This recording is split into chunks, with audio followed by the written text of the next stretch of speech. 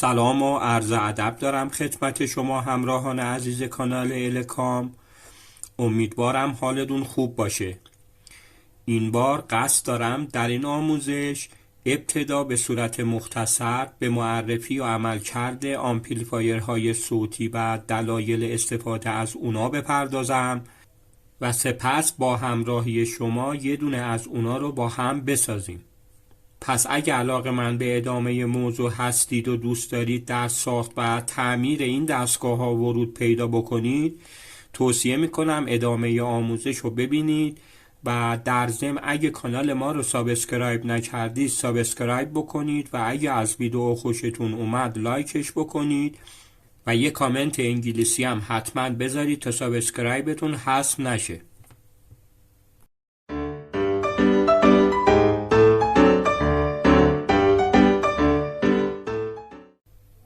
خب اول ببینیم آمپلیفایر صوتی چه هستش.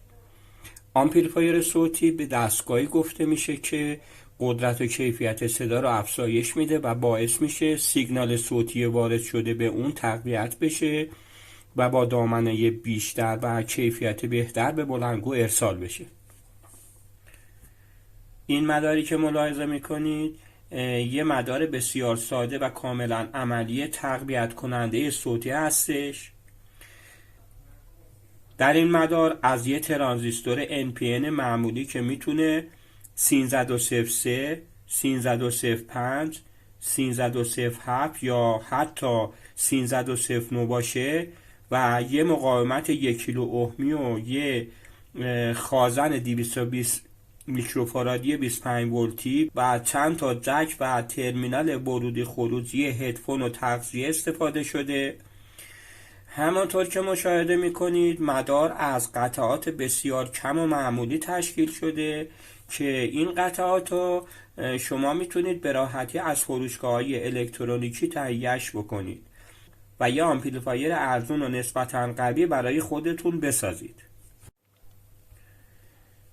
طرز کار مدارم به این صورته که ورودی صوتی یا سیگنال صوتی از طریق موبایل، کامپیوتر، دستگاه‌های MP3 پلیر و انواع دیگه ورودی به این قسمت مدار اعمال میشه.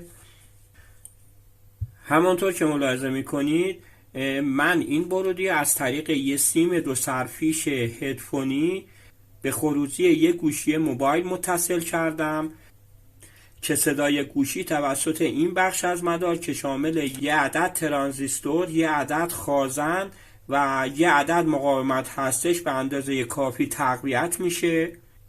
به جای این ترانزیستورم شما میتونید از چند تا ترانزیستور به صورت سری استفاده بکنید یا از آیسی های تقویت کننده سیگنال صوتی مثل 555 هم میشه به جای این ترانزیستور استفاده کرد که باعث میشه صدا با قدرت بیشتری تقویت بشه. همینطور از یه اسپیکر یا بلندگوی کوچک 4 اوهمی در این مدار استفاده کردم که صدا بعد از اینکه تقویت شد برای پخش به این بلندگو ارسال میشه. بلندگو به این قسمت مدار متصل میشه و تغذیه این مدار میتونه از 5 تا 12 ولت باشه. من از یه آداپتور 9 ولت استفاده کردم و خروجی اونو به سوکت تغذیه مدار متصلش کردم. به این شکل توجه بکنید.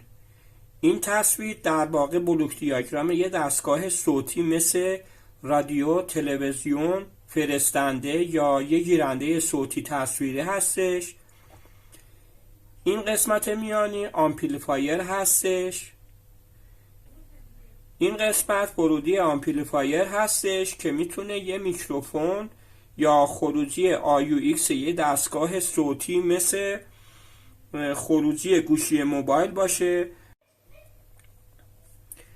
و این قسمت انتهایی خروجی هستش که میتونه یه بلندگو با قدرت‌های مختلف، آنتن و یا حتی ورودی AUX یه دستگاه دیگه در یه مدار الکترونیکی باشه.